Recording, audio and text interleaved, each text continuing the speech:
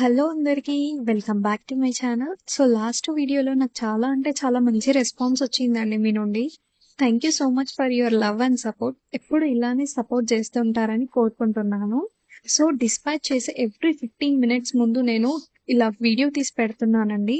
So ఇందులో ఇదొక design అన్నమాట. 2 కట్ బ్యాంగిల్స్ 4 యూజ్ చేశాను with drop kundans. And next వచ్చేసి నేను 4 కట్ బ్యాంగిల్స్ యూజ్ చేశాను 6 తీసుకొని with diamond shape kundans and white pearls kundans. మనము నార్మల్గా సిల్క్ థ్రెడ్ బ్యాంగిల్స్ లో చూడాల్సింది థ్రెడ్ వ్రాపింగ్ ఎలా చేస్తున్నాము అని.